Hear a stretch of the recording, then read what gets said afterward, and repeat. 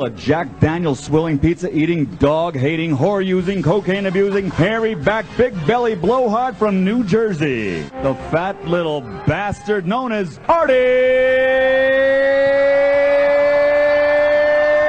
Lang. Trump's hair. You're on there. We're rolling. For you millennials or young people, I'm using the word millennials a lot. I want to punch myself in the face. We're going to play a word game, a definition game, by the way, in a second, because I'm watching CNN and Fox like I did heroin for a while. It's unbelievable. If you're not fascinated by the political shit going on right now, I don't know what to tell you. I don't know what to tell you. Like Pete, what's his name? What's Tim's name? Tim. Tim, my extraordinarily short adult, who is my road manager, who drives me to Pittsburgh, Philly. We're together a lot.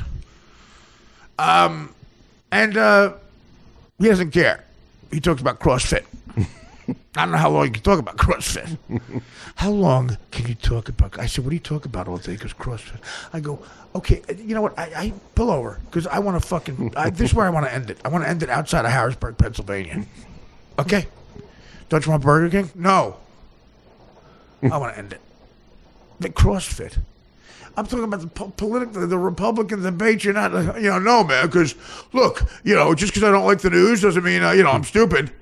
Yeah, it does. But I won't get into it because you're in your safe place. You're not a millennial asswipe. There's nothing more pathetic than someone our age in their safe place. You know what their safe place is? The fucking homeless shelter. People who are in their safe place tend to not work. Because there's no workplace that's a safe place. You get it? Nowhere that makes money is always nice. Because there's tension involved. It ain't the intern, guys. Get over it. It ain't Anne Hathaway's office. Some fucking warehouse that doesn't exist where someone who looks like Anne Hathaway has a startup.com where she folds clothes for people who can't fold clothes or something. I don't know what she does in the film. But Robert De Niro's there just fucking making another movie so he can take Naomi Campbell to Paris every 2 weeks. And fuck her on the private jet. If you do that, you got to make the intern, I guess. But there's no office that exists like that where Anne Hathaway's riding a bike from desk to desk, being positive, not body judging. Go fuck yourselves. Anyway, what was I talking about? CrossFit. Yeah, CrossFit.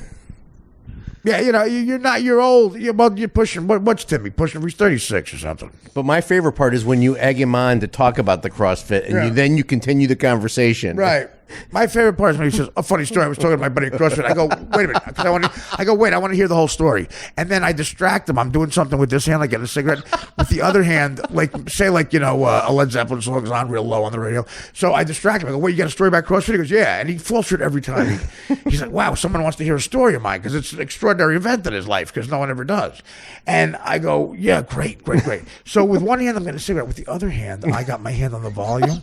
So he starts to tell the story. He goes, so anyway, my buddy Chad and Darren come over, and they had new bicycle pants. I said, where'd you get those? I slowly start, and he just hear, I turn up the music just as Chad's starting to say something about his new bicycle pants. And it just blurs them out. I did it the other day, 2 weeks ago. I did it on the way to Pittsburgh. Maneve couldn't stop. We had to pull over at a rest stop so Maneve could laugh. Wasn't enough room to laugh. Okay, you know what? That's why you're always going to be sad. That's why, you make more money than me, blah, blah, blah. You're going to die sad, and I'll be, talking about Chad's bicycle pants. Who's going to want to hear that story? Who's going to marry an ATM machine? Why would you ever get one of those? Maybe I gave you my card and the number, and you're going to get fucking cab fare. I love Timmy. I do love him. Like a brother. And I promised Bruce Springsteen I'd take care of him. I can't get into why. Do the math. He comes from maybe the best family on the planet. His mother is one of the warmest. And I loved him. I busted the chops like a bust of friends' balls. Because I have friends like that too. My buddy Shecky is a really smart guy, Shecky. And he was my best friend for every weekend. Every weekend from, the beginning of late 1982 till, I don't know, when did I go to L.A.? I started going to New York all the time. I went to L.A. in 95. So figure until 92 when I started going to L.A. all the time. I mean New York all the time for comedy. So 84 to 92. 82 to 92, 10 years, whole decade. I was with, every weekend I was with Mike Lawler, Shecky. Either with a bunch of our friends or whatever. We hung out. And he went to Montclair State and majored in marketing, and he has a degree, which is, it's just like, here's the equivalent to a marketing degree from Montclair State, New Jersey. The next time you go out, buy Hostess cupcakes, the back cardboard thing, rip it off. It's the same thing. It's just as valuable in the workplace in a job interview. The back of a Hostess cupcakes thing, the cardboard part, rip it off. You can even have some of the cupcakes still on it. When the cupcake sticks? That's equal in a job interview to a Montclair State marketing degree. Me and Mike could both be in a job interview. And the guy goes, well, we've gone through it all. You're both equal. You're both equal. You're both white, so we can't do that thing we do when one's black or Hispanic, some form of minority. Neither one of you has a turban or a burqa, so we got to do something. Okay, so we'll figure. We'll go by degrees in college. What do you guys have? Mike goes, well, I have. I'm glad you brought that. I have a Bachelor of Arts marketing degree from Montclair State, New Jersey, in Montclair, New Jersey. That's about 2 miles from where I grew up. And my high school's 3 miles from where I grew up, so I'm getting closer to home. Big town union. Yeah, oh, wow, okay. And the guy fakes impressed. Well, okay, Mark. Artie, what do you have? Today I had dessert. I had my tuna salad on rye with french fries and ketchup and Russian dressing. It's a delicacy, my uncle says. And I had a big grape soda. And for dessert, I had Hostess cupcakes. I have in my pocket, I have the cardboard thing that you pull off. And it has cupcake on it. That's all I have. Okay, so the boss goes, okay, so Art, you have that, and Mike, what do you have again? The Bachelor? Okay. Let me talk to the guys. It's a cardboard thing, yeah. We could scrape off the cupcake, or somebody could eat one. Montclair State, who, any athletes? Artie, you have the job.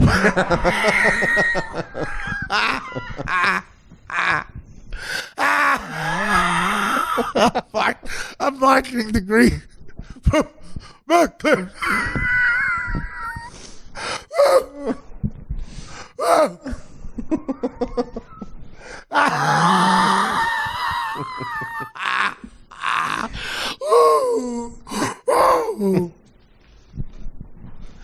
Mike's a great guy. And he's one of my best friends. Mike can bust chops. And he was in inside sales. That's what he worked for. Inside sales. Which means you can't ever be inside. You're homeless. To get outside, he's outside sales. Inside sales means you're always outside. Wait a minute. Bruce Willis went to Montclair State. Yeah, okay, well, he used that, didn't he? Yeah, he used that a lot. What was the show he was on with Sybil Shepherd? Moonlighting, yeah. You could tell the Montclair State influence on moonlighting.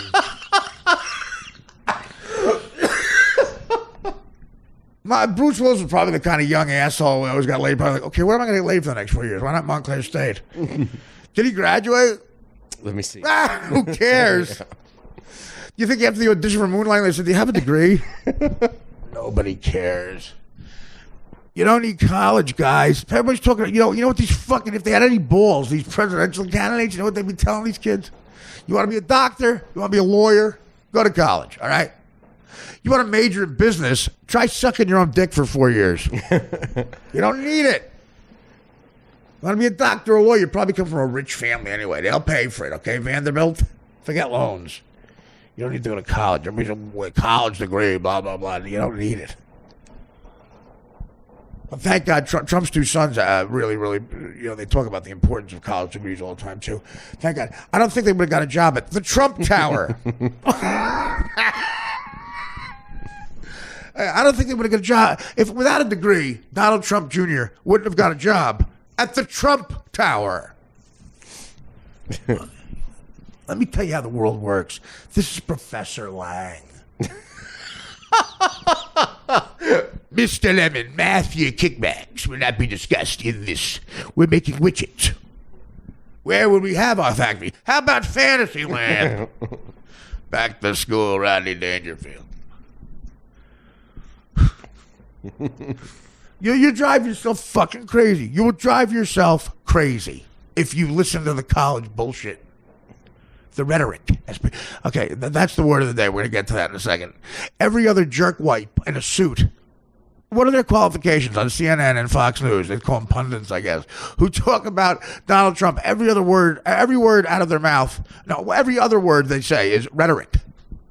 Donald Trump's rhetoric. Donald Trump's rhetoric. What the fuck does that word mean? Nobody knows. It's like rack and pinion steering. What does it mean? It means nothing. A rhetorical question. Dan, you're an intelligent guy. Describe as best as you can a rhetorical question. What is a rhetorical question? Well, let's see. Rhetoric to me. Rhetorical question specifically. What is that? Because that's where it's used the most. I'll give you. I'll give you my definition. Okay.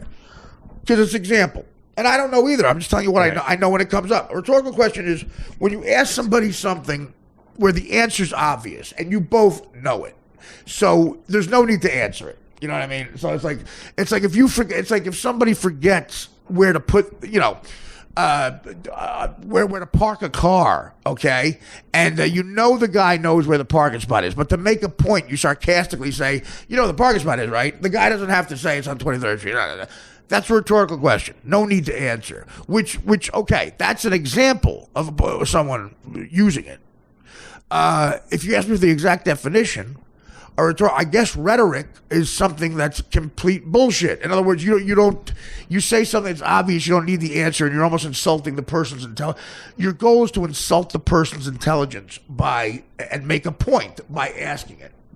Which I guess they think that's what Trump is doing to the audiences. Like he's saying stuff that is almost insulting. It's obvious and no need to answer. Like, do we need a wall around Mexico? Do we need something around? People are coming through with drugs. Like, yeah, that's rhetoric, I guess. And you're very, very persuasive in doing that.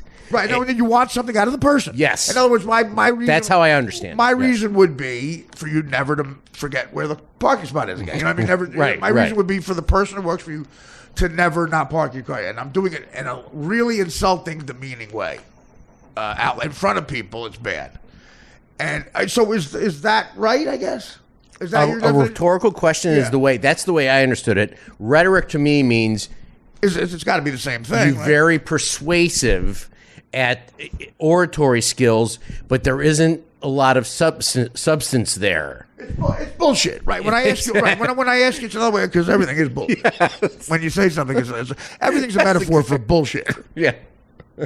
There's a great, very amusing book that Dennis Leary wrote. That when I had to deal with Dennis Leary's company for a while, and I did the Rescue Me. I did 7 Rescue Me episodes, which were great.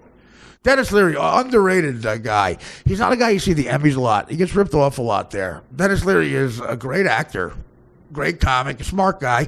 Wrote a couple of books. One is a really tongue-in-cheek book that I read when I had to deal in a gift bag in one of the trailers after I shot something for him. I had this book, and I said, "That looks cool."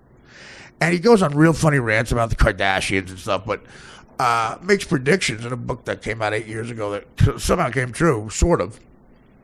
But at the beginning, he goes, he has a quote by somebody. It just says, "Remember, kid, it's all bullshit." And supposedly that was Robert Mitchum talking to Nick Nolte at an Oscar ceremony. Remember, kid, it's all bullshit. And that's what rhetoric is. So again, this is my opinion. A smarter person out there might say it. But Dan's the kind of guy who has that kind of knowledge. I would say rhetorical and rhetoric, the same thing. There's nothing there. There's no there like the other thing they say all the time. But it's one of those words, instead of bullshit, it makes you sound smarter, Oh, for sure. They try to sound smarter. Every fucking person. Where do they get these people? Do they all have Montclair State marketing degrees? Or what are their qualifications? Because they all say the same exact thing. And then when one of them says something different, they deem it as offensive. You'll never be back. Where do they find them all? There's Krauthammer. What's his name? Krauthammer. John Jacob Jingleheimer Schmidt Krauthammer. Charles Krauthammer. The guy, very smart guy, obviously, and I am not in no way disrespecting him because he's had a background and he has some sort of disease or injury where it's hard for him to speak, and it's disconcerting. And he keeps talking because the Trump. He talks to O'Reilly a lot, and O'Reilly, even when he's trying to be nice, sounds condescending. Krauthammer, let's hear your answer. 5 seconds. I love when he tags it with the amount of time. Krauthammer infrastructure in this country absolutely in trouble. Can you give us a way to fix that? 3 seconds. Well, Bill, out of time. Cut him off. Well, and it's, I'd like to think he's naked under the tie. You never see below. They get a real tight shot of Krauthammer. Well, because he's in a wheelchair. I know. Right. I was going to say. That was a rhetorical question. Oh. I feel like Timmy all of a sudden. No, you're not Timmy. Timmy thought we were back to Huffington Post. I was doing an appearance at the Huffington Post, but she had no idea what it was. Is this the newspaper? No, you think of the New York Post. Is this the breakfast? That's the cereal. Post. Is this the just stop talking? Huffington Post. So I don't know why Timmy was with us. I guess I had a gig afterwards or something. It might have been a Friday. It was a Friday afternoon. We might have been driving to Albany or something, whatever, for a fucking gig. Hey, their money's green. I love Albany. And Timmy goes, someone brought up the guy interviewing the guy before me. You see the monitor. And I guess it was maybe the anniversary of the Kennedy assassination. The Zapruder film comes up. Oh, that was it. They just re-enhanced it or something. They talk about the Zapruder film. Timmy thought it was a movie that was out that weekend. And again, I guess I'll insult your intelligence because I'm supposed to be rhetorical, but for the people who don't know, for the Timmies out there, again, that was an example of rhetoric. I'm going to put there. The Zapruder film is the one piece of film that came from the Kennedy assassination. There was a guy named Zapruder who, his last name was Zapruder. He was, not far from the car, right on the grassy knoll, about 20 feet from the car, with one of those 1963 film cameras. Think about it, pretty unbelievable the coincidence that guy had. No one had a camera back then. That's how people grew up. You knew when someone had a camera. The guy looked like he was shooting a Cecil B. DeMille film. Yes. And think about it. Everyone now has a cell phone. There's a 42 camera shoot of a cop giving a ticket on 43rd Street and 8th Avenue every day. Every angle. If the cops, as you can see right there, the cop's toe is outwards. And in some states, that's a signal that he's in the Klan. And he's giving a Jew a ticket. That cop is being counseled. Well, we hear that cop has been fired. He has a family of 4 in Queens. Just toe is wrong. Okay, so this guy Zapruder has this big camera out. And he's taking a film, filming the president coming around the bend. How far, based on the film, you think he's from the car? 30 feet, 50 feet? That's close. Yeah, that's close. Yeah, whatever. Yeah, pretty close. And nowadays you can enhance it and make it a close-up. But, it's the famous film where you see Kennedy first grab his neck, and then boom, you see his brains go all over the place, and Jackie tries to help him, and then she gets out of the car, starts crawling towards the back, and Secret Service agents hop on the car and make her go back. And you see the Texas governor also get hit. Connolly, yeah. And the guy speed away. Good timing. Now you punch it. Think about that. A president back then, open convertible. That's when you trusted people. And some asshole ruins that trust. So that's the Zapruder film. Okay, it's named after Zapruder. What's the guy's first name? Is it Abraham? Abraham Zapruder. Right. Absolutely. That's the name of the guy who had the camera and took the film. Timmy thought that was like, who's in that? Sam Jackson? No, Sam Jackson. Channing Tatum playing Zapruder's son or something? No. That guy probably had a boring life. They probably, people tried to make a movie out of that guy's life. It was the only exciting thing that happened to him. Look, Miss Zapruder, we want to do it, but he really had a boring life. I mean, that's the only interesting thing that happened to him. Can you lie about stuff? We need the money. Is there anything we could sort of enhance? He was the lifeguard at the pool by us for a... Oh, and one kid fell on his head once, and he got the kid a Band-Aid. Okay, well, I'm going to hang up, I suppose. We'll send you $1 million not to call the agency again. Don't call Warner Brothers. Okay. So are we right? Are we mean for goofing on Tim for thinking that? The answer is we're right. That was a rhetorical question. Am I rude for doing what I'm about to do right now? Another rhetorical question.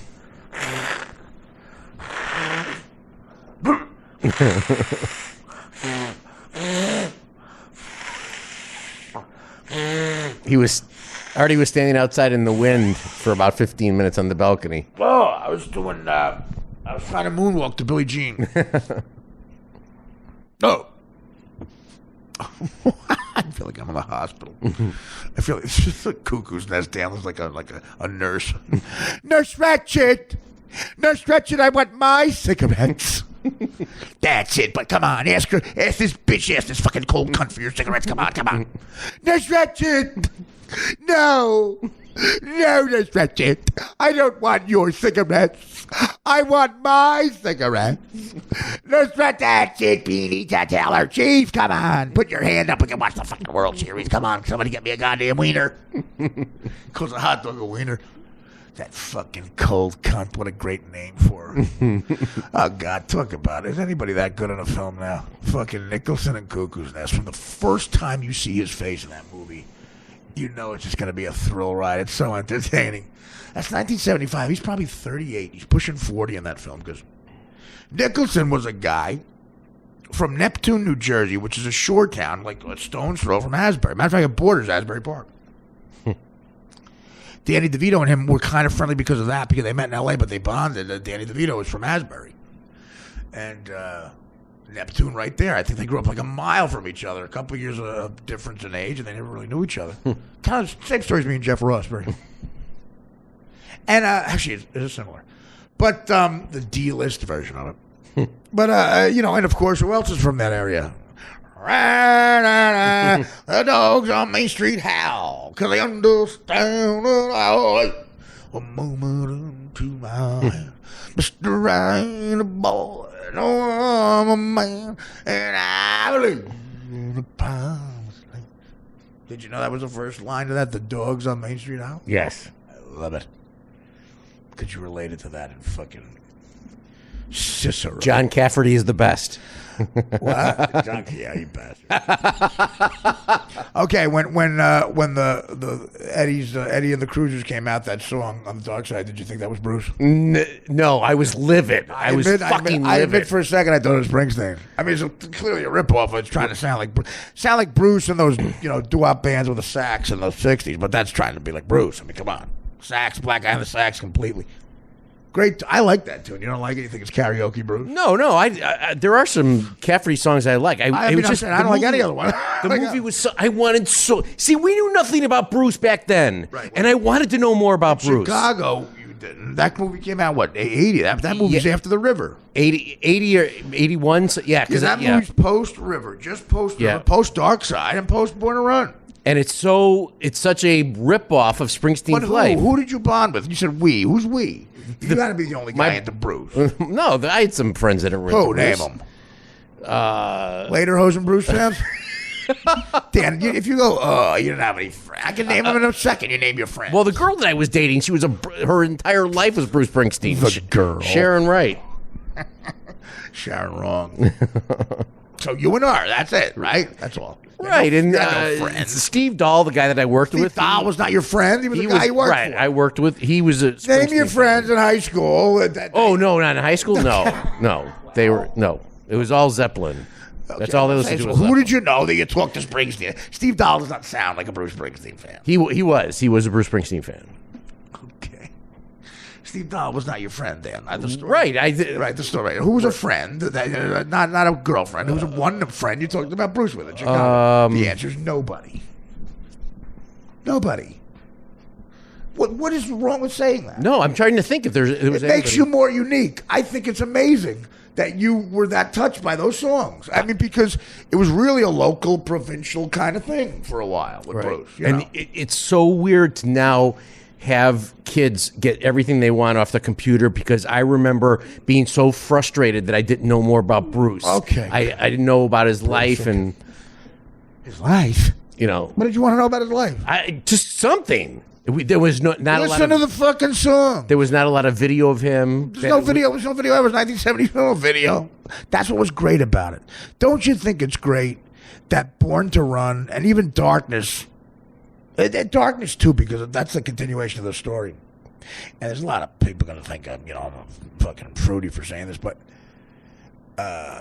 you know, don't you think it's great that Born to Run and Darkness, in other words, Born to Run is basically about people in a town like Freehold, New Jersey. The jobs left already, like we talk about. It's happening now, you know. And nothing going on. It's becoming a ghost town. And it's, you know, he nails it with some of those songs. And the 17-year-olds, 16-year-olds in high school, that song is about hope. It's about getting out. It's about youth. It's about, you know, this town's full of losers, and I'm pulling out here to win, the end of Thunder Road. You know, and taking the chick you love with you. And baby, we're born to run. It's about hope. We're going to fucking take the world by storm. We're getting the fuck out of Jersey, and we're going wherever. Okay.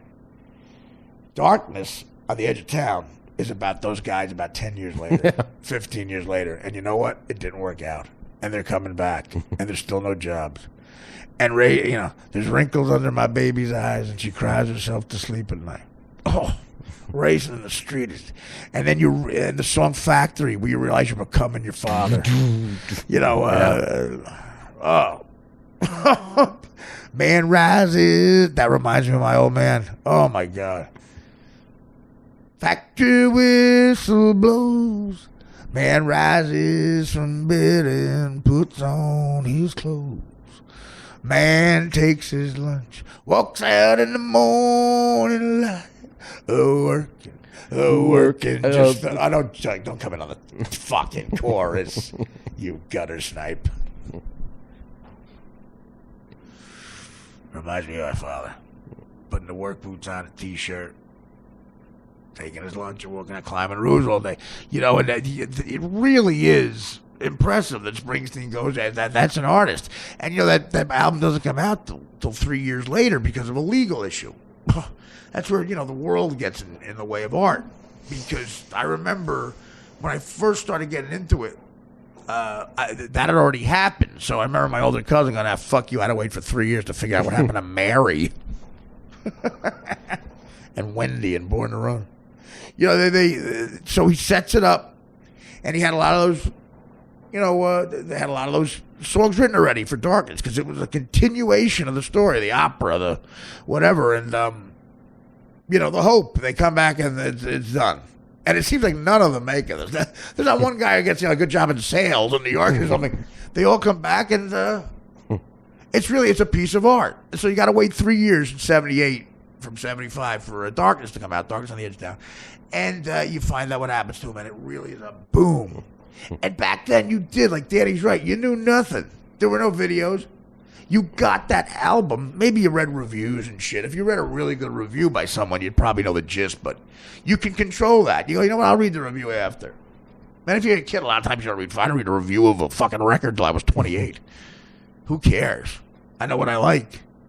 And that's how it should be when you're young. And you get the fucking vinyl off that big fucking box. And that's one of the last albums I bought on vinyl. You put the record player down, and you hope the needle isn't fucked up. And you hear. Well, I'm going to hear what happened. Because you heard what that's about. And boom, he hits you. He hits you with, you know, it didn't work out good for these people. Racing in the street is bone-chilling. Depressing and great. The song's so depressing, but I'm singing it on the road, trying to get to sleep. I'm listening to Racing in the Street, trying to cheer myself up, because found out the good news. I got a 5th show in St. Louis.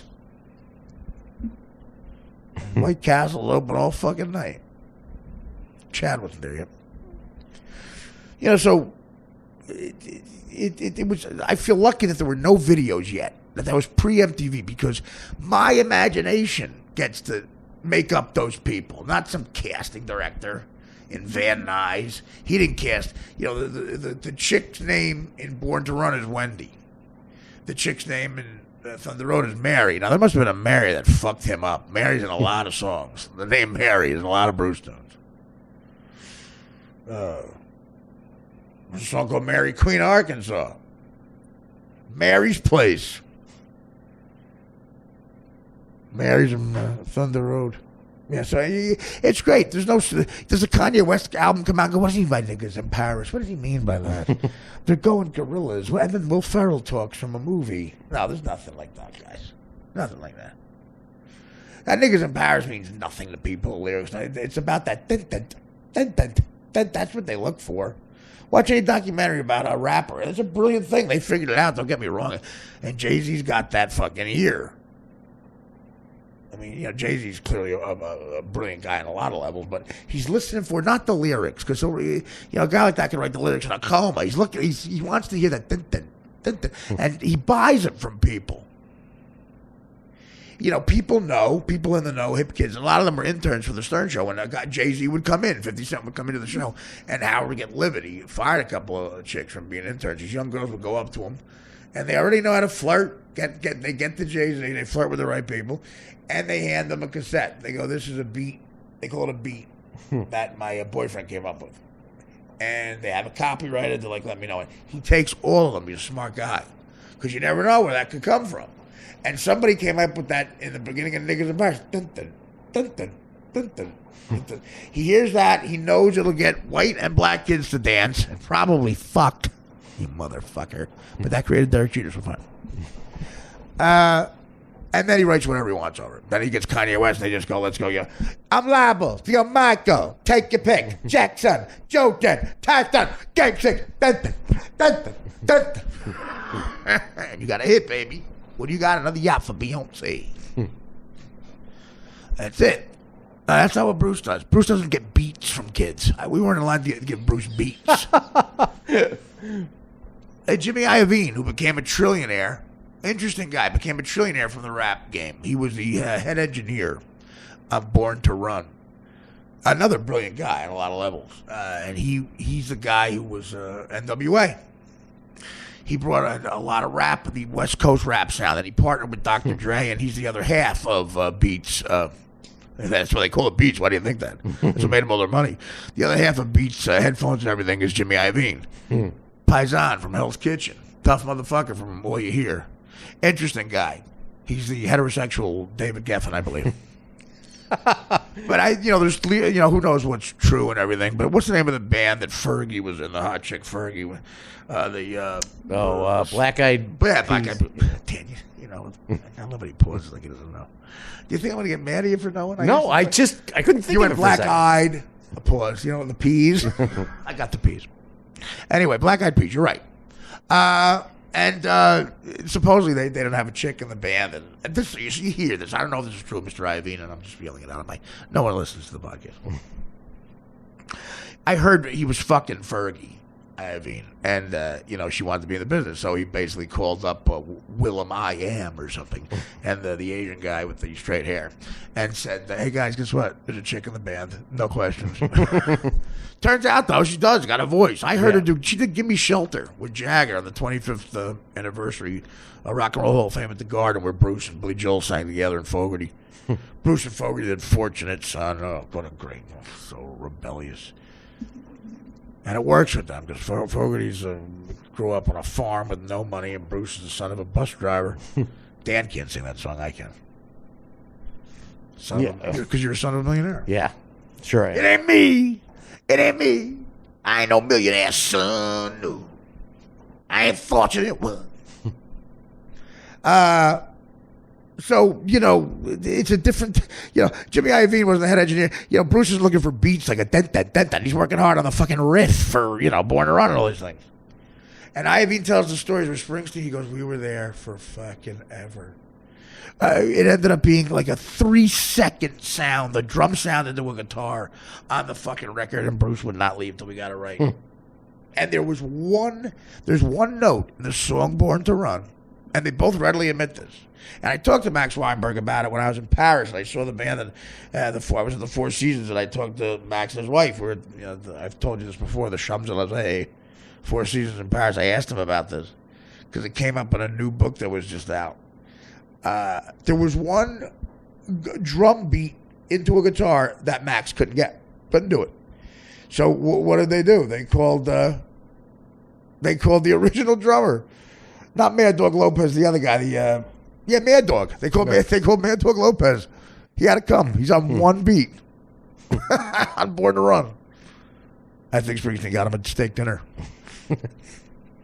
I met Mad Dog Lopez. He's a big Stern fan and he came up to me and goes, "Artie, I know you're a Bruce fan." I looked at him. I said, "Whoa, Mad Dog." He goes, "Yeah." And I went, can we do a bit where you're Mad Dog? And I go, I don't know, Mikey. 38 on the phone. I don't know. Listen, he's not getting that drum beat. I know where Max Weinberg getting that drum beat. I'll play it.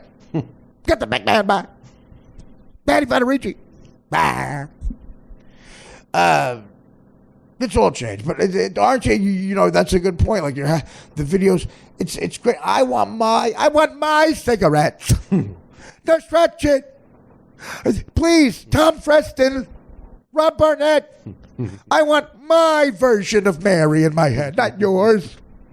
Because that's what they do. They tell you what the chick looks like by casting her. So a lot of people saw the video before they listened to the record or the cassette when, you know, it became cassettes and on and on.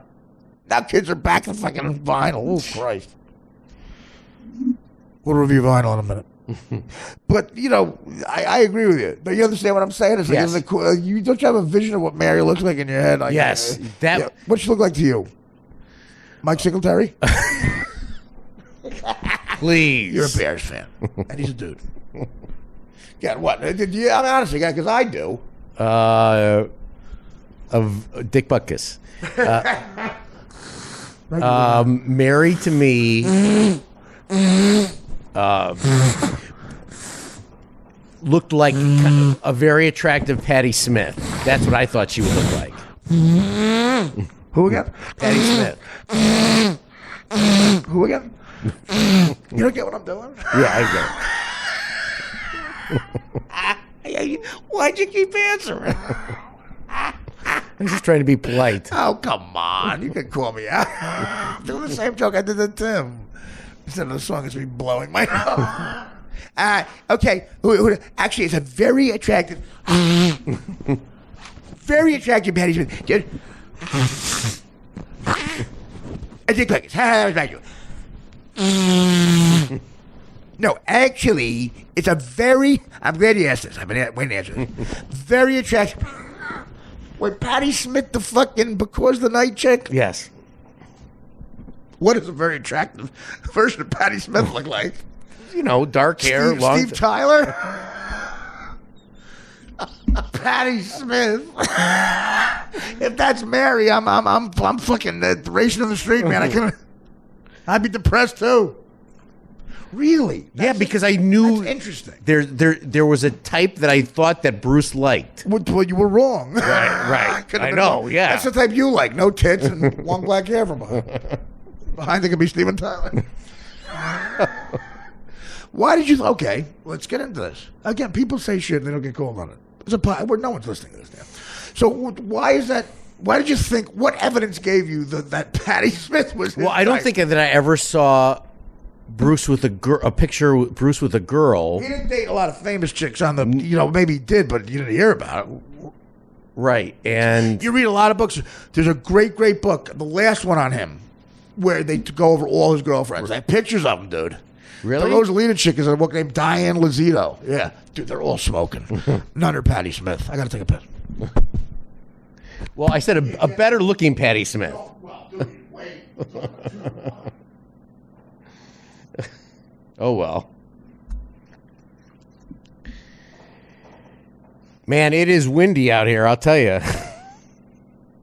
So if you hear sounds in the background, it is the windows are shaking here in the castle, the Lang Castle. And Artie's going to the bathroom. And we have a big TV shoot tomorrow, and I don't know if I'm allowed to talk about it. I'm going to go. That Mario kid that we had on last week, he's going to go with us. He's only called me about 50 times to cement the details. This is where I want you to meet me. 10 o'clock. Bring the cannolis. Are you still on? Did you want me to stop? Yeah. Oh, I didn't know you wanted me to stop. Yeah, I said I'm going to piss. You want me to... Well, I thought I... Wait, are you talking? Yeah. I was talking about you have a big TV shoot tomorrow, but I don't know if I'm allowed to talk about it. But Mario Bosco's coming with us, and he's only called me 50 times tonight. Oh, I know you're going to keep talking. I'm sorry. That's all right. Did you say anything entertaining? No, I said nothing entertaining. Oh, no. And I'm sure I'll find that out about Twitter. You suck. No, I know. It's very sensitive. You know I love you, but because you told me you were on the air quite a bit before this, right? People on Twitter really don't like you. I know they don't. But what do you say? Like I never, I don't listen to anything, but no, I listen to the promo. What do you say? Well, what are they mad about? Like, what were you just saying? I heard you go, very big photo shoot. I said we have a... We? Well, what do you want to do? Actually, you could do it. If you could do it, go. Now, what did you say? And I'll correct all the mistakes. Go ahead. What'd you say? I said... Why do they hate that? There's such rhetoric. I Are you comfortable on the air? Yes, I'm comfortable in the air. You seem nervous. No, I'm not nervous. What did you say on the air? Well, you must have been decent enough they put you on the air. I mean, I have a certain style. Yeah, what is that, Rick Steve? Did Steve and Gary put you on the air? Oh, yeah, all the time. I was on every day. Yeah, okay, well, how did they use you? The way they used Baba Booey? How did they use you? They weren't as hard on me as They weren't as successful either. But what did they do? They would bust your balls? Yeah. But what? But I was allowed to do it to them too. Was Gary allowed to do it to Howard? Well, yeah, technically. Yeah. Yeah, of course. But why would he try that? That's an unwinnable situation. No, it's unwinnable. If you are Jackie Marley used to say it about. Well, that's the way I feel about you. It's unwinnable. I can't win. Well, it's just me and you in the room. I'm talking about a gang up. I mean, there's nobody, dude. The greatest diplomats on the planet. Or you put Hitler in that room, the Holocaust wouldn't have happened. If Hitler tried to make those speeches where it was me, Howard, and Fred ganging up on him. Because we gang up on people, and Howard has an agenda. He controls everything. You get to that microphone, and it's me, Freddie, and Benji writing, and Howard, forget it. No, and Jackie said it's the funniest thing in the world unless it's happening to you. And he was all right. And, some people would try to turn it around on Howard at times, and it would just, he didn't like that because... he didn't think it was as funny, and he was right. He's very funny at it. Some people aren't good at goofing on people. Right, I'm not very good at it. Well, Trump and Jeb Bush saw that. Yeah. And what's his face? Big ears. Rubio. Marco Rubio, yeah. Trump said something so funny in that victory speech. Hostility doesn't work for everybody. Hostility. And he's right. Like Marco Rubio, he's crowbarring it in, going, this big head. And Trump just had to let it happen. Go ahead, dig your own hole. That's what he did. It didn't look good on Rubio. Trump is an asshole. Yeah. So you're not an asshole. You really are not a mean person. I mean, God damn it, you're a thoughtful, nice guy, man.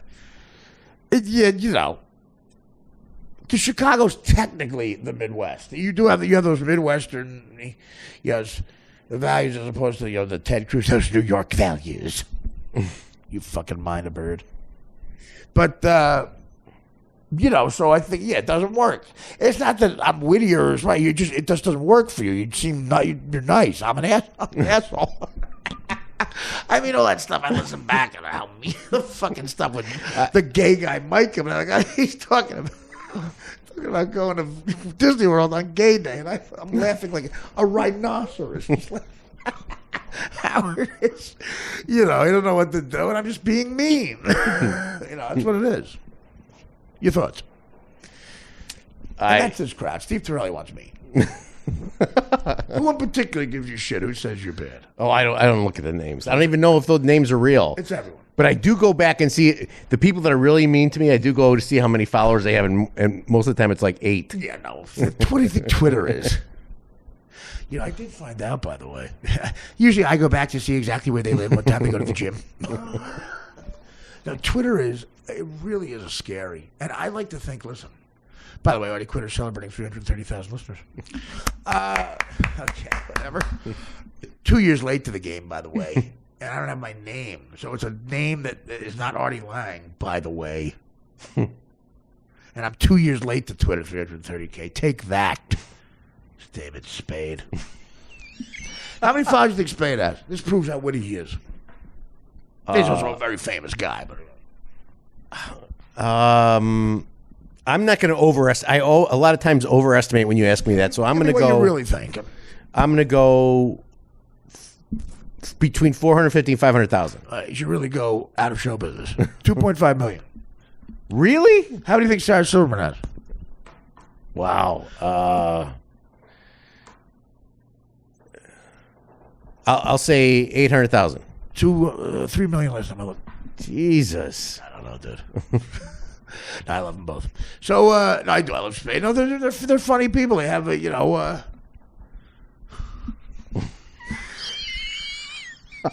We're laughing at something else. No, yeah. I'm just saying that the picture of me and Fred Willard, I laugh at it every time. That's my El Chapo Sean Penn. The Fred Willard picture. I guess, You got an autographed one coming. What, from Fred Willard? Yeah. Oh, I thought he said El Chapo. No. Yeah, I wish. Well, maybe when he's in New York, I can run to El Chapo? Yeah. I'm picking something up. What are you doing in New York? Sean Penn's apartment around here? I love the idea. Yo, Sean, it's El Chapo. I'm in L.A., yo. You said call you. Yo, that bitch didn't fuck me, man.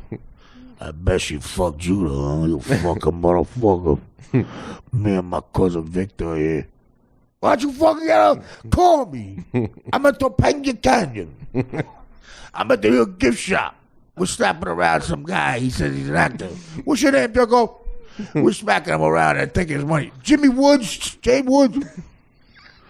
Yeah, it looked like a fucking baseball player put out a fire on his face. Big acne problem. Like Edward James almost smooth skin. That's a fucking joke I made up. You better be laughing. Chopin. Spicoli. It's a Chapo. I'm in L.A. Yo, give me some pussy.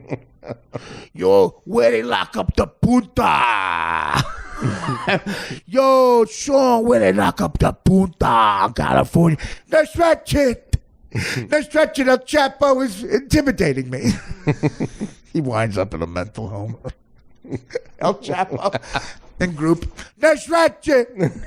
El Chapo took my cigarettes. El Chapo, fuck you. Shut up. I take everything from you. I take your balls. That's right, shit. El Chapo wants my balls. We gonna do with them? Nothing. That's right, shit. I was told by a doctor years ago my balls produce sperm. We gonna do with the balls? Have another faggot, son? Oh, that's right, shit. El Chapo is questioning my sexuality while he's smoking one of my Newports. I like the menthol, yo. Your tomorrow gonna be a parliament. That's right, Chip. Oh, what's Nicholson's name of that? McMurphy. Yeah. Where's McMurphy? He said he'd protect me from El Chapo. McMurphy, we gave him a lobotomy and the big Indian suffocated him. What? Where's Chief? I want to talk to him about it. He threw a sink through a window and walked away. What? Chief walked away with a sink, and McMurphy's dead. That's right. So you have to deal with El Chapo yourself. That's right, Chief. El Chapo and his cousin Victor are raping me in the shower. I'm facing El Chapo. And he's smoking one of my Newports. And he made me buy him Parliaments. That's right, kid. El Chapo's cousin Victor is putting a lit Parliament in my asshole. Deal with it, sir. That's right. He lit the Parliament. And it's burning my O-ring. That's right. Where's McMurphy? Chief. The first time they played basketball. First of all, 1970s. Nicholson's got the jeans on. He's got blue jeans on playing hoops with a leather jacket and a skull cap. Come on, Chief, hit me. Come on. I tell you what, Doctor, you got that fucking little beaver looking at you. He's looking at the picture of the fish, the doctor going, that's a big fish. You didn't wear the chain, did you, Doc? I love that. No, we didn't do that. We know not. Yeah, because the chain. A lot of people do that, Doc. That's a big chain. You didn't wear the chain, did you? That's right. El Chapo and his cousin Victor, I think they're planning to murder me. It's in Espanol. I don't. Can you get me an interpreter at least? El Chapo, no murdero. When we put the Parliament in his ass, it is something. It was dried up cum. That's an untruth. He just said an untruth. You got dried up cum in your hair. Who that for, motherfucker? Who visited you? No, Richard Simmons happens to be a friend. He's a friend. The guy with the high shorts. Yeah. Very high. He's starting a trend. Do you want some El Chapo? Would you like some leg warmers? El Chapo don't want leg warmers. Because I'm a man. I know El Geo. El Chapo. You El Fago. That's right. He's speaking rhetoric. I can't deal with El Chapo's rhetoric. Is Megyn Kelly coming to speak? I was told John Krauteheimer was going to breathe for 5 seconds. That's right.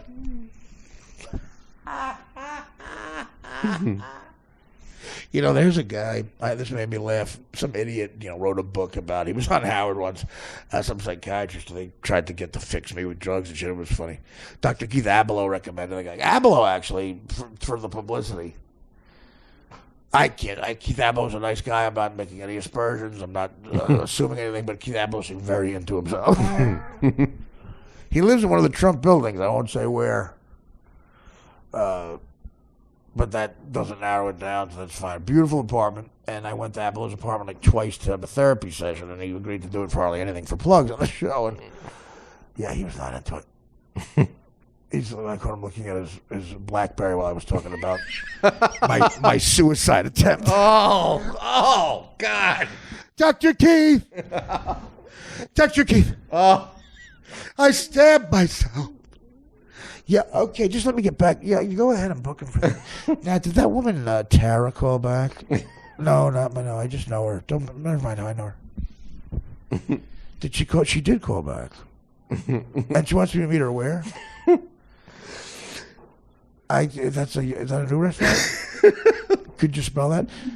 And you hear me, yeah, and I said it's over. I stabbed myself once, and I figured it was easier, and I was bleeding. Yeah, go on, Art. Chipotle? What is that? Uh-huh. Is there an outdoor cafe? I'd like to take her outside. Oh, she's a patient. She's very nervous. Wait a minute. When was she born? 19. Whoa. Don't call her back. Dr. Keith, a very nice guy. Howard seemed very into me getting better. He's the one that's on Fox all the time, right? Yeah, he's a good guy. He talks a lot. So he recommended the guy. The guy said that a person's initials, when they hear what they are, early in life, it affects them psychologically. Like, in other words, if your name spells out something embarrassing, it can affect you psychologically. Like say my buddy's name. I'm Arthur Stephen Lang, and I always thought that was short for asshole. It's ASL. And my buddies picked up on that, and it really affected me. And I'm like, whatever. They say it has something to do with it. You start sort of acting. It almost can make you act like an asshole. And everybody has their rhetoric. That was definitely rhetoric. But knowing that in my head, I watching Bill O'Reilly made me laugh because he's B.O. I'd love to have him on like he's just stopped showering. And I thought of his alter ego, Talking Points, his TP. So Bill O'Reilly becomes a guy with B.O. taking a shit. We're out of TP. We're out of B.O. 5 seconds. All right, mine are DJF. What would that mean? Nothing. Mostly nothing. Well, DJF. What's your middle name, Joseph? What is it? It's Johan. All right, we have to stop. All right, listen. We have to stop the podcast. I have to go outside. I can't. Your middle name's Johan. Okay. We have to stop the... I have to pay. I don't know how to... Should I laugh? I don't know what to do. That's another week. That's a week of podcast.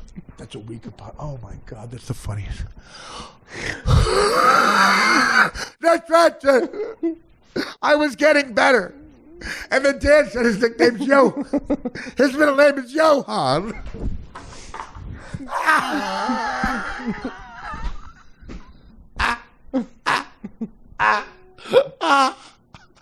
How did I not know that? How did we just find that out? Because I thought it was John, and then I have to just say John. No, I looked at my birth certificate, and I go to my mom. I go, hey, they spelled my name wrong on the birth certificate. Just say John. She goes, well, your middle name isn't John. Why not just say John right now? Why put yourself? Because I thought I'd make you laugh. Oh, dude. It's laugh. I don't know what to do right now. It's Johan. I'm gonna shit out a kid. What am I gonna do? Lie to you? Yeah.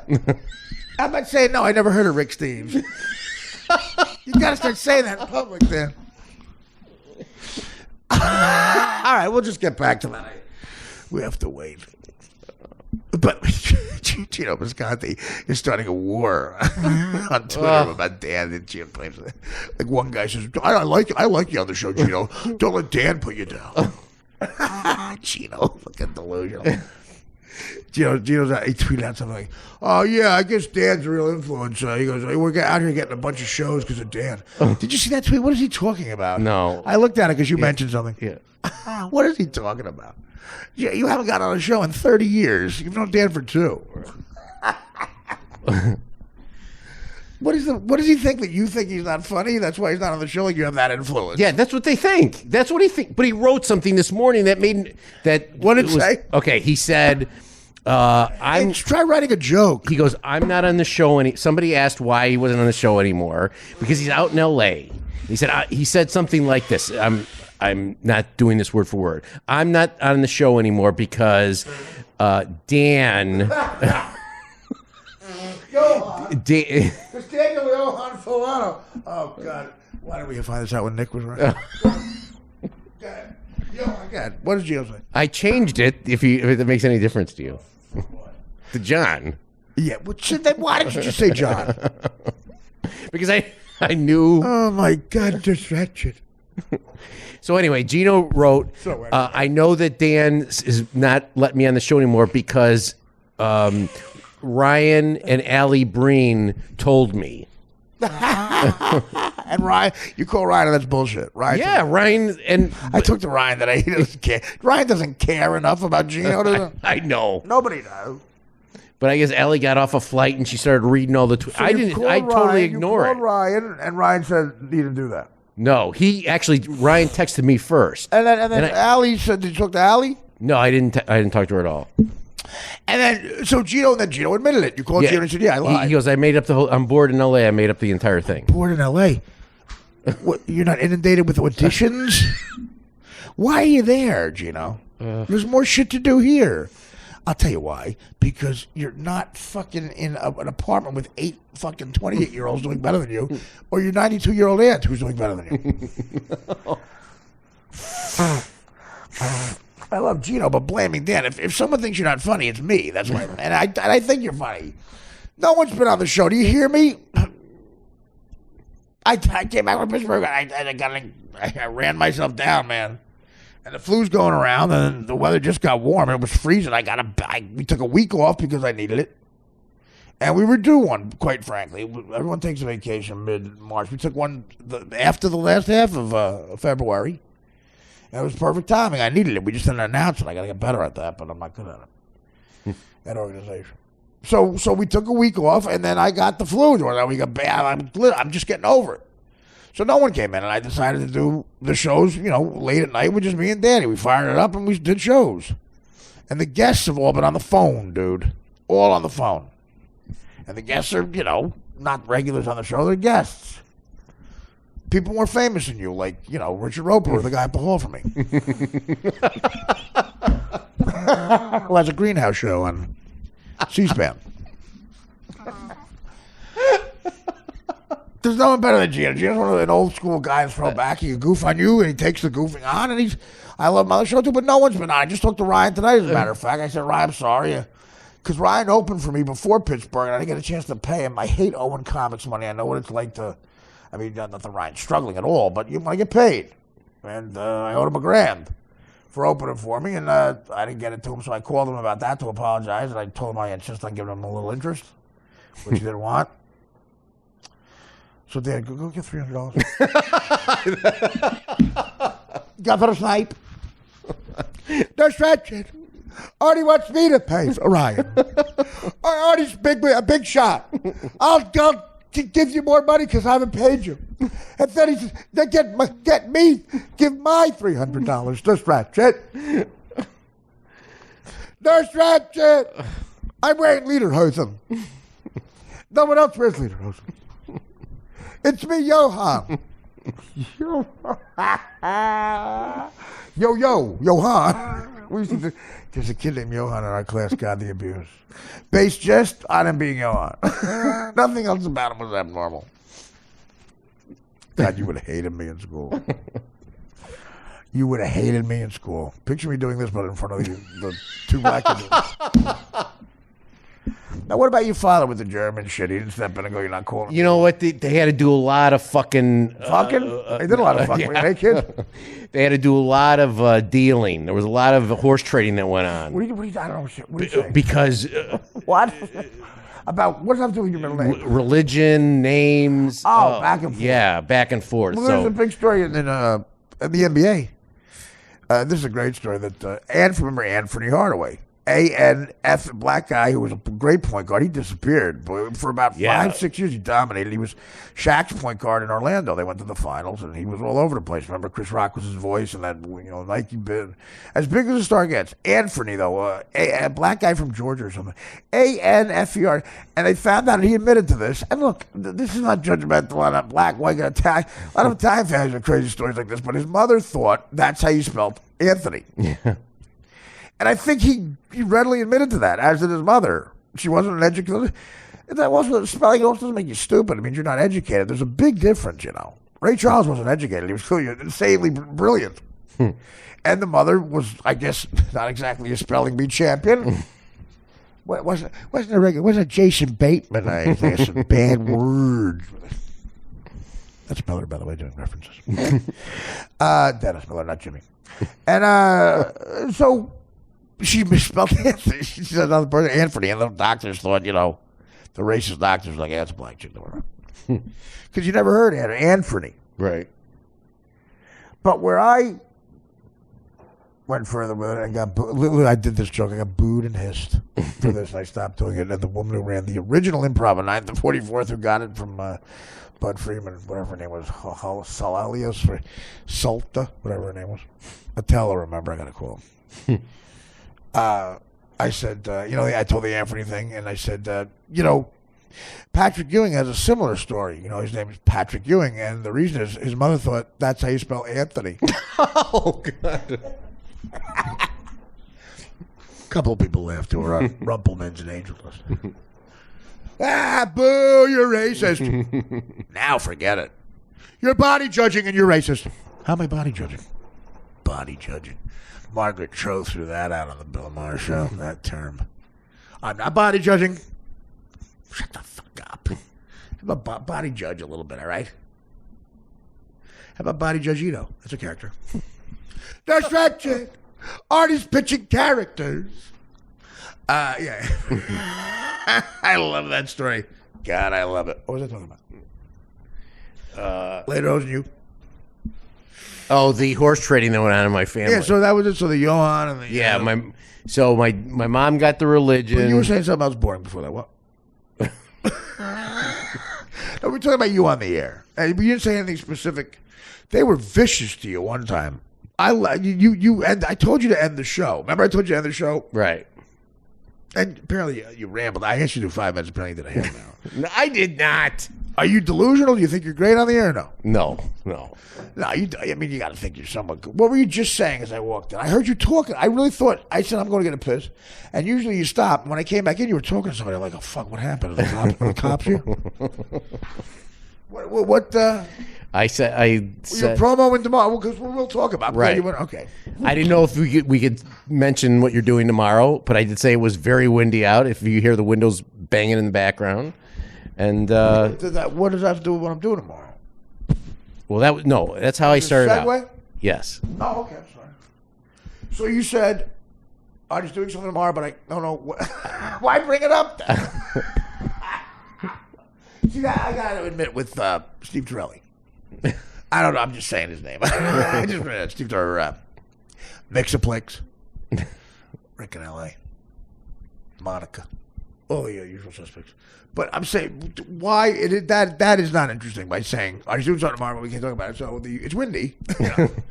But that is smart because I think I can say, well, I can't do specifically what I'm doing on the show.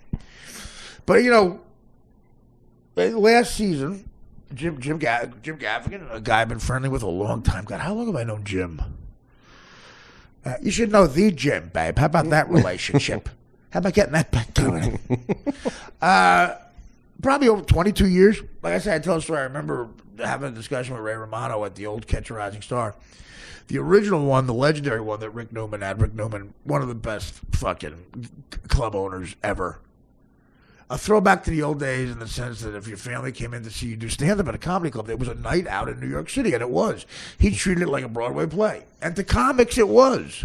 Becoming a regular at Catch, huge for a comic. It's an actor's equivalent of getting in the chorus of Pirates of Penzance. Getting in the chorus of Pippin, a P.O.P. And, but, a lot of these club owners still, and these are the clubs I played before. Even when that's the case, you're going on. In other words, think about how important comedians are to these comedy club managers and owners. Okay, these people make these poor, millennials, whatever, stand online in the cold for hours. They get patted down. Some of them wait on standby. They get a drink in an area you can't move. Your elbows. Remember the first time I went into the Improv? I saw a show there. My Uncle Bruce, who, him and my Uncle Tom, like older brothers to me, especially after my father passed away. Right after my father fell, I was 19. That's when I first did stand-up. But about 4 months before, my uncle said, hey, we got to do a job in New York. He ran wires and, did electrical work and antenna work like my father did. And he goes, well, why don't we do that and we'll go back to his house, which was closer to the tunnel in Nutley, New Jersey, right out of The Sopranos. That's where my uncle lived. A block from Holston's, where the last shot was shot. Shower up, and I'll take it to the Improv because that'd be special to me. Pay for it. We got dinner at Little Charlie's Clam Bar down on it was on Kenmare Street. Not there anymore. Oh my God, not there anymore. It was when Little Italy was Little Italy, man. Little Charlie's Clam Bar, and my Uncle Frankie, my younger Uncle Frankie, my cousin Frankie's father, who died when my cousin Frankie was 5 in a car accident. Great man. Found it driving a truck and told the whole family about it. We would go, and you could throw like peanut shells on the floor, that type of place, and do lines from Raging Bull and laugh all night. I just wish you could have one of those nights. My cousin Vinny Mascaratola, God, what a funny motherfucker. A detective in Essex County. So funny. And I had nothing but good times at Little Charlie's Clam Bar. What was I talking about? Why did I get into comedy club owners? Okay, damn, perfect, beautiful. So we went there, Little Charlie's. We had the mozzarella carottes, which was fried mozzarella, and we had the shrimp and garlic, and galamad with the hot sauce. The hot sauce was whoa. There was a commercial for a local cable.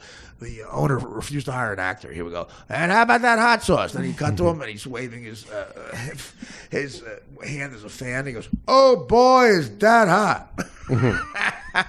Come to Randazzo's for a wonderful meal: chicken francese, fried calamari, and how about that hot sauce, Anthony? Oh boy, is that hot!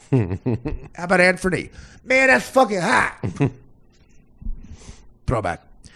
So again, my Uncle Bruce and my Uncle Tom, they did this for me after my father got hurt and died. It's very, very, very, very touching. And then on the way home, they would call me a loser who could never make it. But I gave off that vibe. And we went to the original Improv. I couldn't believe how fucking tiny it was. And I'm trying to think what I was talking about. I had a great point. A joke I heard there. Why did I bring up I had to have a reason to bring it up. Oh, that's where I did the. That's where I did the joke about Patrick, thinking that's how you spell Anthony. I did it there, and Sylvia Friedman, who was Bud Friedman's wife, got it in the divorce. Bud Friedman had real success at the Improv on 9th Ave and 44th. Man, it's a restaurant now, Italian joint. Whenever you pass by 9th Ave and 44th, Dan, look on the southeast corner. That's where I did stand-up for the first time. That's where the Improv was. And the story is Larry David watched Jerry Seinfeld do stand-up, and Larry David watched, and then vice versa. Seinfeld watched Larry David do stand-up at the Improv in the the late 80s, mid-80s. And they both noticed that they talked about the same mundane shit in their I love stories of this. Mundane shit in their act. And they got together and they walked 2 blocks to the Westway Diner that's still there. And they they came up with the show Seinfeld. That's where it happened. If they had different spots that night and one was on the road, that might have been $1 billion. How about that? So jokes like that have get me in trouble a lot. I love jokes about race and gay stuff because, especially now, it's my favorite. Believe me, in my opinion, I'm the farthest thing more racist and homophobic, except for that nigger faggot who cut me off tonight. It's a Joke Guys podcast. It works better if I say the whole words, so that's why I have a podcast. Oh God, people get mad at that. Clearly a joke. Anyway. If you want an apology for that, just don't bother, because I'll say something worse to you, personally. But, some people will say, like, not necessary, Art. Not necessary to say the whole word. Say N-word, an F-word. Yeah, because that's funny. The whole point of that joke is I'm saying how awful those words are. So to make the joke funny, you have to say it. It makes the point. Forget it. I'm not going to stop talking. Those are his bad words. He's Jason Bateman. Those are his bad words. I like stuff that makes people tense. That's like the comedy I like. We get tense. Now, those are subjects to make people tense. You see the look on Dan's face now. He's like, they got it. I'll never work again. What am I going to do? Kevin Matthews retired. I can't blow the 5 o'clock whistle again on Z100. I can't do it. When you get all that money you're inheriting, what are you going to do? Go to London? Yeah, that's why you said London. I knew you said you're going to retire to London. I'm like, how are you going to do that? Now I know. Yeah, now I know. I know why Dan loves doing laundry, because it's sound of money. Laundromats, baby.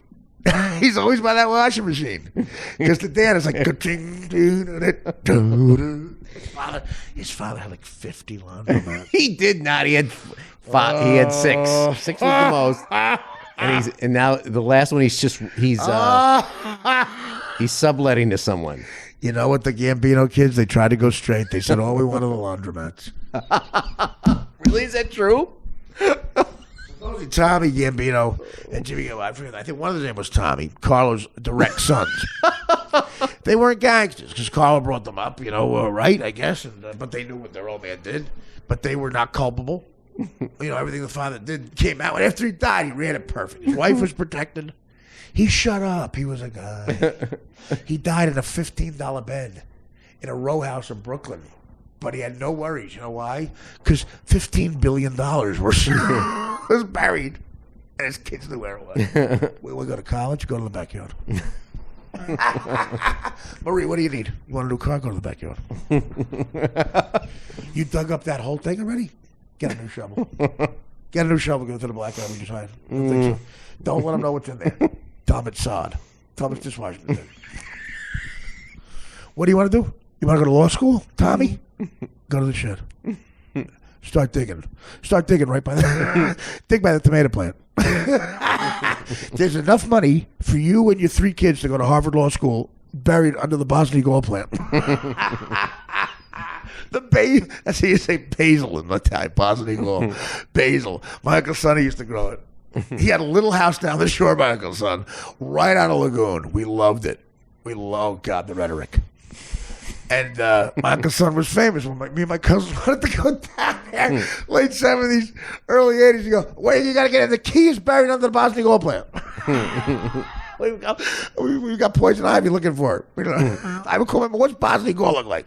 It's little green with leaves. You described every plant in Brazil, Ma. Little green with leaves. She goes, I love it. I put it in your pasta. Oh, shut up. I'm looking for the keys to Uncle Son's house. So instead of keys to a house, Carlo Gambino had $4 million. So anyway, the story was, Danny, the kids were like, the mob came to them at a tribute to the father. It might have been Castellano, and said, look, guys, we're going to take over the bad shit, in so many words, but what do you want? Your father wants you to be taken care of. The one kid said garment, and the other kid said, supposedly laundromat. Wow. The garment district was not a violent end to the family, supposedly. Very, it's just like, it was very like everybody knew. When the garments came in, when all the clothes came in, a lot of money they were worth. They'd be sent all over the country for retail. the manager, who was a straight, guy, not a criminal, but very intimidating, would look over at a guy with a big cigar in his mouth, reading the Daily News and looking at the scores. And he'd look at the guy would go that way, and half of the clothes would go this way, and the other would go that way. And some of the guys who were not in on the joke would go, how come they go that way? Shut up. They're going that way. All right. And they went that way, and then at the end of the week, a bag was delivered to Tommy Gambino's house with $4 billion. They got the money. They were in. My favorite fucking... Is it the last episode of The Sopranos? Might have been the last or the second to last. Last time Tony sees Uncle Junior. He goes to the fucking old age home. Uncle Junior's looking out the window. And I want Danny's opinion on this, about whether or not Uncle Junior, if you get the opinion that he's with it or not. Is he faking it or not? Is he doing a Jimmy the Gent Gigante? So fucking... Tony Soprano looks like, you shot me. You don't fucking remember me? He goes, fuck yourself. He's got no teeth. He twists his fucking... God, the acting. He twists the fucking wheelchair around, and he looks at him, and the only reason he goes is because he's afraid the money's going to go to Janice. It's so Italian. It's such an... That's an... if there's $40 to split amongst 5 people, Italians get like this. So you're talking about North Jersey mob. You're talking about a lot of money. So he says, listen... Janice is going to come to you and tell you that she wants this and that in the house. That's not what's going on. Bobby was with us. I love when Gandolfini says with us, it's perfect. Bobby was with us. He was a made guy. That's his money. Janice will be taken care of, but it wouldn't be right. You find anything, it goes to Bobby's kids. Can you hear me? It goes to Bobby's kids. And he gives him a look. Something happens there where Tony knows he gets it. Right. And he leaves knowing it's fine. Right. So there's a nod, a look, a wink.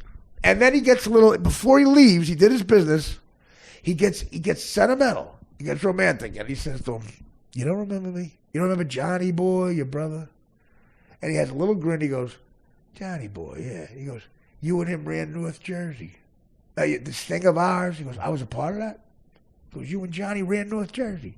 And as that pause, he goes, that's nice. And Gandolfini rolls his eyes and gets some more. It's so fucking amazing. It's not, that scene is overrun by the last scene. Right. It's not talked about enough how great those two are in that. It should have been shown at the Emmys, man. And it proves Chase knows all about that shit. He was one of us. Bobby was with us. He was a made guy. And he does this thing with his hands in that scene, too, that just is... right, like with us. Yeah. It's like a symbol. Yeah. Made guy wouldn't be right. And he goes, look, Janice will be taken care of, but she's going to want all of it. He knows. Right. It's his sister he's talking about. That's real Guinea shit, man. That is real Guinea shit. Wouldn't be right. She'll be taken care of, and you know she's going to be. She's blood. But Bobby's, all the money, tell him, goes to Bobby's kids. Can you hear me? And there's a look, and that's it. And then he could have got away without, but that's nice. Then he had to ask him. Going to be chills thinking about that. Brilliant. Poor Gandolfini. Listen, I watched this fucking show Vinyl, and I'm into it. Forget it. It's amazing. We'll wrap up with a little review of that. You know, Gandolfini, if you watch The Sopranos, he's in almost every shot. And, you know, I've done, obviously, you know, a lot of film work. Even Mad TV was shot with the 4 cameras, most of it, on Fridays. But the other, every 3 weeks, each week we would do like 11 sketches. It was an insane schedule because, again, brilliantly so, because this kept us on the air. Fox wanted to do 8 episodes in a row in October to December of 1995 when we came on, because they were coming in with a new cast. No one knew Will Ferrell was brilliant, and in the beginning he got horrible reviews, Will, and no one knew they were going to be great. The cheerleaders were the biggest thing for a while. They got goofed on. And the biggest thing was Norm. Norm was, you know, the shit. They had Norm do a Weekend Update, and in my opinion, he's the best Weekend Update guy ever. You got Chevy, you got Dennis Miller, and you got, you know, a lot of the combinations like Bill Murray and stuff. But the single guys, hard to beat Norm, man. You know, he was just because he was dangerous. But anyway, so they were Quincy Jones and Fax Bart, Adam Swall, David Saltzman, the guys who ran it, and Fox, the executive. To their credit, they were like, if the cast can handle it, it was only 8 hours. So like, we got to do 8 hours in a row, 8 weeks in a row. So we had to shoot 8 hours of sketch comedy in a couple of months. And we disappeared off the planet. I was living in a small apartment in North Hollywood at the time. The Oakwood Apartments, and all my friends there who knew L.A., you got to get out of depressing. You got to come to the West Side by the water where there's a breeze. And smoking hot chick Tara worked there. She lived in Manhattan Beach. She was an assistant director. She said, come out by here. And they were all right. I should have went by the water. Now you had a little breeze because I love the water. But we were just, it was all about comedy. And I don't know anybody out there. So after a 15-hour day, you'd hang out with the cast and the coke dealer. So you disappear when you shoot like that. There's a difference. The Norm show was all 4 cameras, if you notice. And that's a different thing. You're not shooting 1 camera. You got to move it a lot. 2 pages takes forever.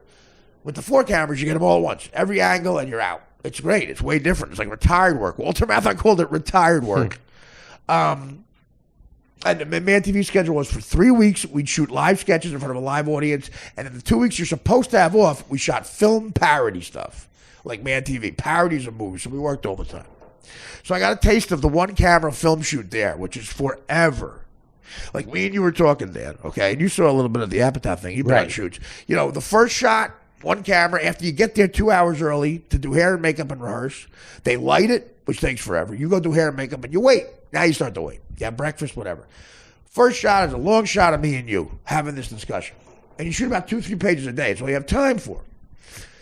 Okay, you do that about 11 times, depending on the director. He finally goes, great, we got that. Leave. 2 hours. They relight it. Now it's a shot of you. 1 shot of you over my shoulder. I'm not in the fucking shot. The bigger the star, the better the deal. So big stars don't have to come to this. An assistant director or somebody. They have somebody else. An actor they hire does the lines. Famous story, the cab scene with Brando and Rod Steiger in the back on the waterfront. Brando does his close-up. When Rod Steiger's going, listen, kid, you take care of yourself. He's doing that to an assistant director, a runner. Wow. Brando went to fucking check. He never showed up. He was in Australia getting laid. So when Rod Steiger's doing that brilliant acting, like you take care of yourself. Take this. You're going to need it. Give him the gun. It's not Brando. Wow. But Steiger stayed there for you with me, Charlie. You should have looked out for me a little bit. What a gutter snipe Brando was. As Brando got old, Superman, he taped his lines to the back of Jacqueline Bissette's. He would tape lines. He would make them cue cards. People. So So Tony Soprano, Gandolfini, was on set for 10 straight years, 15 hours a day, and the vacations were probably like anticipating when you do it again because you wanted. He developed a level of greatness that he had to live up to now. And he couldn't really enjoy it. And a lot of people said he looked inward a lot. He's in every shot. When Paulie Walnuts has 2 weeks off, Gandolfini's always there. And I think that killed him. I think that stress, and the bad living and the, being heavy set and everything. But that stress killed him. I think when you go through that, it's a life-changing thing. Bobby Cannavale right now, clearly he's younger. He's in way better shape. Unbelievably talented guy. Look at that show, man. He's in every every shot, scene. and it's intense. Basically, for the last 3 episodes, he's coked up the entire show. He's got to play coked up the whole time. I assume he's not actually on coke. De Niro suggested to Belushi the night he died that he should do real cocaine in movies because I think that's what he did. Yeah, so Cannavale is doing great, and I hope he gets his druthers, and I hope it stays good because the writing got to stay good. It already got picked up again, man. I don't know. What are they doing, 10 episodes a year or something? Yeah. Something like that. You're in it's life-changing. You're not going to be around. He's married to that hot English actress. I mean, I think they got kids, and she gets it because she's in the business, but he's like, look, I'm not going to be around. And unfortunately, I'm not saying I know anything, but you usually get involved with your co-star. Who's Olivia fucking Wilde. Now, Olivia Wilde is as pretty as they come. She's well cast in this because she plays. You slowly find out about these characters. You can tell Scorsese's involved. It's really well done. They're rolling out. You're finding out, okay, in the beginning, she looks like the little nice housewife. Now you find out she's the bitter, right. I could have been famous. I'm smoking hot too. And you find out he uses her to get deals. He knows how hot she is. And the other chick, the publicist, who's very pretty but not as pretty as her, he's really in love with her, dumps her because he needs a hotter chick for business, and everybody knows it. It's really well done now. Olivia Wilde, she's good in this part. She's breathtakingly beautiful, but someone without those looks probably is not getting the role she gets. She's in a movie called Burt Wonderstar, the magician movie. Okay. Stone. Okay, Burt Wonder, Steve Carell and Steve Buscemi. Two of the most talented people on the planet. And Gandolfini's in it. They're horrible. Nothing works in the movie. Nothing. She's in it. She's trying to do comedy. Oh, my God. You need a young Goldie Hawn to pull that off. So, Cannavale, be careful, man. Be careful. If it succeeds, it keeps going. That's you disappear off the planet Earth. It's like writers for The Simpsons and Letterman. Supposedly the same thing happened with them. You disappear. They need you there. You always got to write. Dan, your thoughts on vinyl?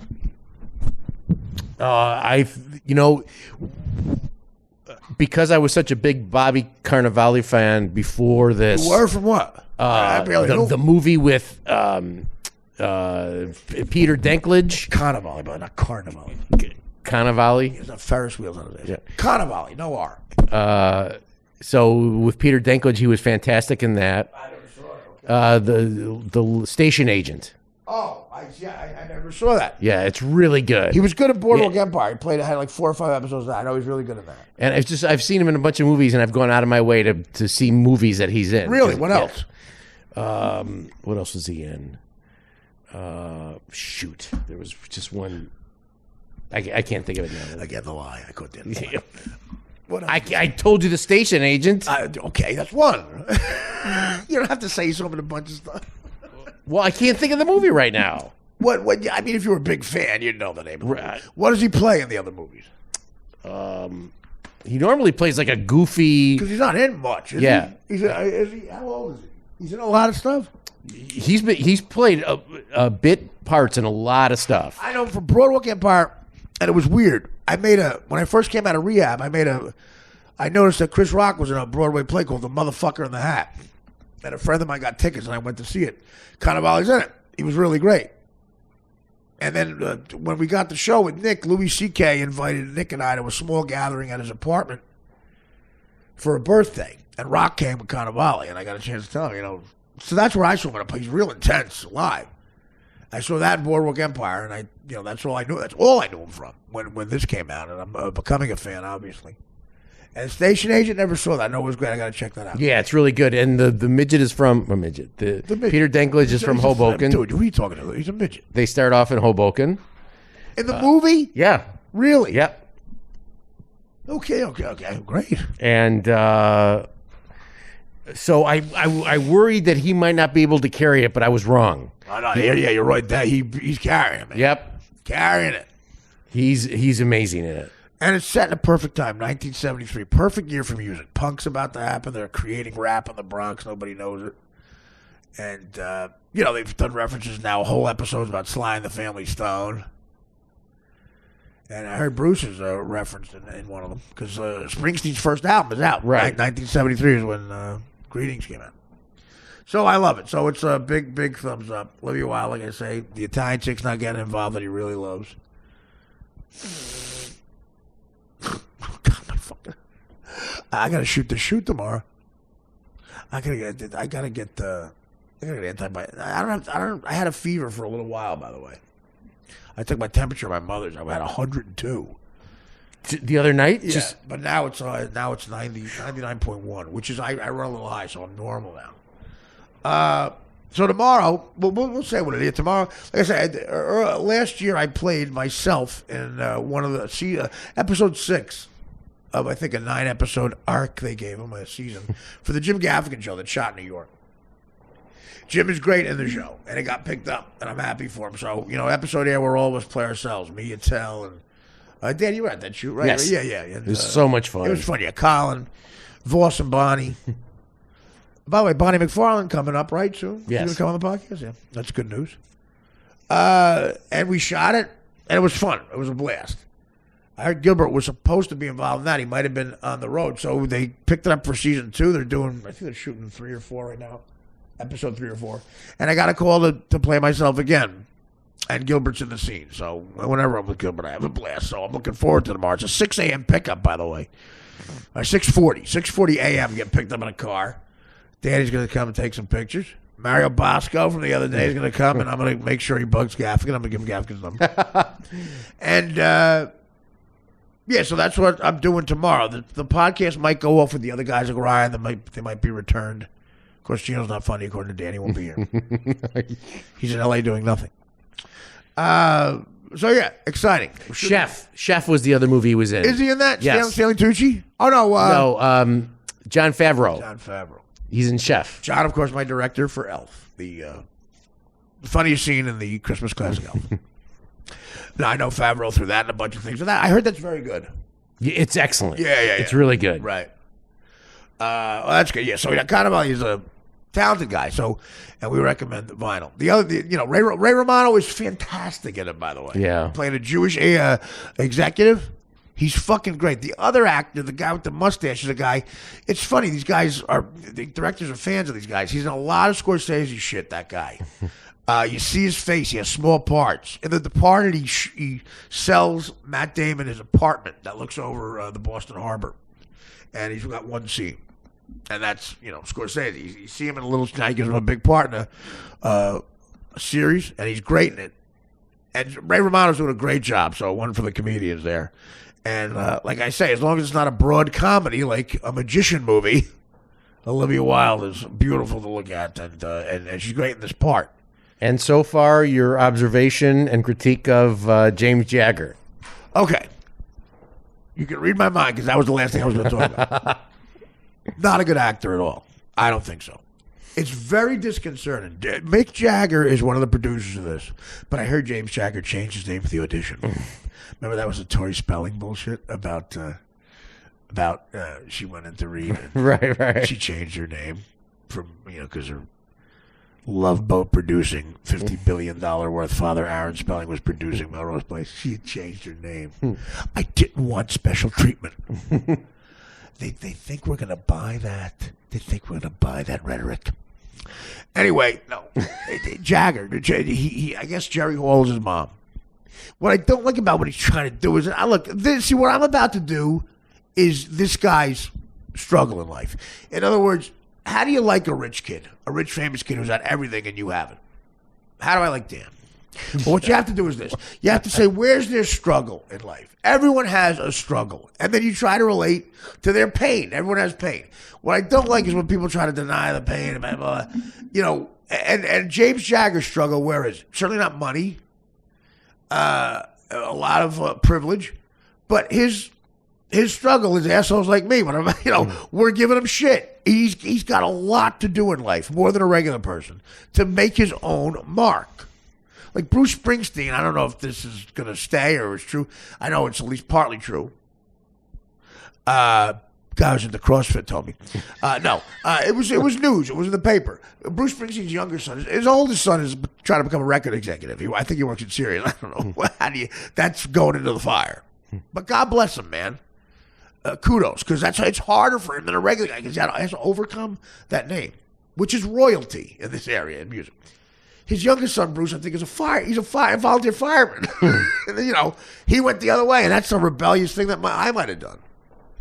That's how I am. Jagger, this kid James Jagger, his struggle is overcoming that. Mick Jagger was always into acting and stuff, but he's a performer. He's in show business. He is show business. Iconic star, and this kid is going into that fray. So that's his struggle. And I got to say, I'm not impressed with the acting, but on stage he looks cool. He looks like a punk. He looks like a young Jagger. Of course, right. He really looks like his father. Yeah. So it's disconcerting. And he's trying to do that blue-collar English accent, almost like that blue-collar Cockney thing, like in the conference with me. But here's your bio. Here's your bio. I'm Kip Stevens. Go fuck yourself. Fuck your mum. Fuck your mum. Yeah, that's not working. I mean, look, that's heavy. He's trying to do an in-the-gutter Cockney dialect, blue-collar, poor English kid. If there could be a bigger direct opposite of that, it was the son of Mick Jagger. Think about how he must have grown up. He brought him up in London. If he brought up in St. Louis, it'd be royalty too. But he brought him up in London, the epicenter of it. Father probably never home. Jagger's been either in the studio on the road or in a pussy. That's what he did. And one time in Bowie's ass, according to... I mean, Jerry Hall, First of all, his stepfather's Rupert Murdoch now. Oh, God. Maybe he went to the wedding, or was he shooting a scene with Cannonball? See, his life has been one of, I can't even say royalty. His father was knighted. I love Keith Richards, by the way. Fuck you, the knight. You're doing everything we used to make fun of, Jack. Yeah, I mean, anything he wants. Anything he wants. And so, the guy wrote Satisfaction's his father. And he looks a lot. Does that hurt for you, the fact how much he looks like his dad? Yeah, there's just something. It's hard. Yeah. Did Jerry Hall have any genes in that? Yeah, no, it's really. Yeah. Looks like Jagger shit him out. Yeah. But it works enough. On stage, he's good. And the black guy with the throat, the voice, who's his manager now, really good. Man, that guy's a good actor. He's pulling that off big time. That's a tough character. And the chick, Julian Temple, how we see her ass in this. Did you see her ass? Yeah. The blonde, very Jewish. Her father, Julian Temple, is a guy I knew from a documentary about the actor, the artist, Jean-Michel Basquiat, a black guy who, again, one of those guys. This guy is a son of a Haitian. I believe he's from Haiti. Very, very sophisticated accountant, and his mom is almost like a mulatto. And he was a child of privilege and chose to live in the gutter as a homeless guy around New York City in the late 70s and early 80s. And he did this graffiti that was unique, and people started to see it. And then they met him. And people like Julian Temple, I believe, I might be completely wrong here, but I think Julian Temple, this girl's father, Juno, who plays the blonde in this film, it was a great ass. Her father was an art dealer, directed and produced movies, everything a rich kid would do. So I think his father was a very rich guy, Julian Temple. And he did everything around New York in the 70s and 80s that a rich guy would do. And he was in the art scene. And when this guy, Jean-Michel Basquiat, whatever his name is, I always mispronounce it, but I'm fascinated by it. The documentary on him I own here. You should check it out, Dan. It's pretty good. There's a movie about him called Basquiat, who a young Jeffrey Wright plays him. Right. Oh, my God, it's Jeffrey Wright. I think Jeffrey Wright's an amazing actor. Yes. Plays Colin Powell in W. So fucking good. But he plays Basquiat in this movie. I'd seen interviews with him. He nails it in a way that's unbelievable. It's eerie. So check out the movie Basquiat for that. Julian Temple, I believe, either produced or directed that. That's how much he was into it. Because the kid died at 27 years old. He was one of the 27s, but a not so famous one. In about 1986, he was 27 and he died, which made him way more famous. And you see his art. I mean, listen, he was coddled by the rich people. If he looked like me, he'd still be writing on a bench. Writing graffiti on the bench. Yeah. Fascinating character. So Julian Temple, I know him from that. He probably knows all these guys. He was a player. You know what I mean? He always probably threw the parties. Probably knew Jagger. Involved in that scene in the Lower East Side in the 70s and 80s. And his daughter now is getting into acting. And I got to tell you, that got her in the door, but I think she's very good. She's excellent. Yeah, yeah. One other thing, that Black Mass scene. I know her from one other thing. Whitey Bulger, played by Johnny Depp, kills her. She plays a whore, starts basically blowing a guy who's like a stepfather to her who works for Bulger. She gets picked up by the cops. Bulger's words, she's going to divulge shit that the guy she's blowing told her. And he strangles her in a room. And it's one of the darkest. Black Mass not up there with Goodfellas. It's not. But that scene is chilling to me. It's one of the most chilling murder scenes ever. With those eyes, those Whitey Bulger eyes, he strangled this girl to death. And you see the whole thing by shadow. Young girl, because she might know too much. And it's so... You know the scene I'm talking about? Yes. Oh. I didn't remember because I had only saw the movie once. I didn't think it was that great, but I went and watched it the other night after you brought it up. I don't think the movie's that great. Right. It's just something's missing. I agree with you. And you know, Nick Scorsese. Yeah, you're right. He just does that well, man. And a guy who was under his tutelage, Robert De Niro, comes close to The Bronx Tale. But everybody else who tries to do gangster movies, that's Scorsese's thing. Coppola does them well, but a different version of them. Right. Coppola does the Hollywood Wizard of Oz version, the romantic Godfather, which looks amazing. The gritty, almost documentary style, real shit is Scorsese. Yeah. And Black Mass needed Scorsese because he knows Boston enough after The Departed, but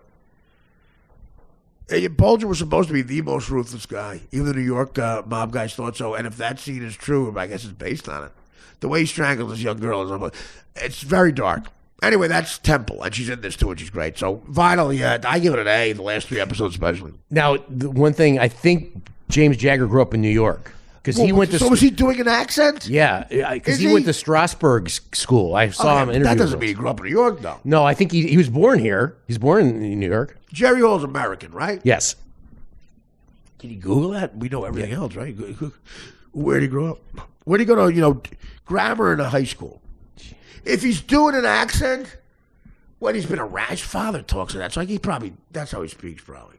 But if he's making himself do it, that's impressive because it's a good English accent. It's just he's going for that gutter stuff. Okay, let's see where he went to school. Let me see. Oh, my fucking.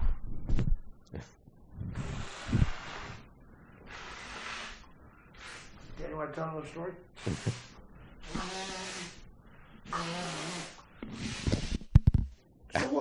So what do you Google? You just typed in where did he go to school, right? Just a literal sentence. I was going to his Wikipedia page, but I didn't. There's not much. What about his Wankipedia page?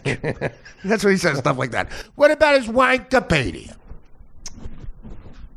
All right, we'll find out. Yeah. We'll find out and talk about it the next time. But look, if that's the case and he's doing an accent, I don't think he talks like an American. I think he's one of 4 kids too, right?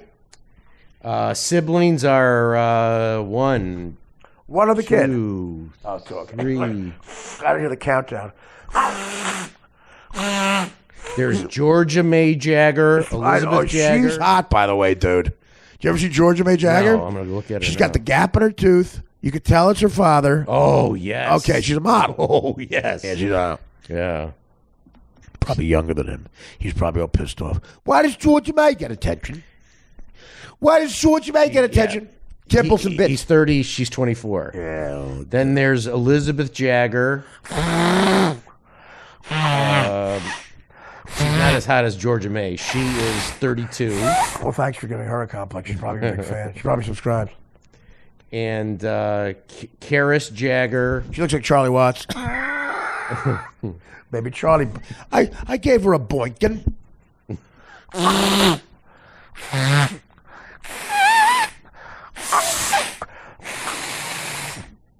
All right, we'll find out. Okay, I'll end with this. I'll end with a practical joke I like to play. So tomorrow I'm doing Gaffigan. Look for that. And April, by the way, coming up quickly. April 5th, I'm on This Is Not Happening, the Comedy Central show hosted by Ari Shafir, where comics tell stories in front of a stand-up crowd at Cheetah's strip club in Hollywood. I taped it in October. Danny there again, and I told them a very, very detailed stand-up version of the pig on cocaine story. They requested it. That's how old I've gotten. I'm getting requests. And it really killed. It went great. And it might be the best I've ever told this story. April 5th. This is not happening. And we'll get you a date on the Gaffigan show. And yes, guys, that is me on the Kentucky Fried Chicken commercial. People on Twitter, I'm in the back. That's a picture of me. And, I could be the next Colonel. That's all I'll say on the air. I might be the next Colonel. God, guys, don't go to college, and I'll tell you why.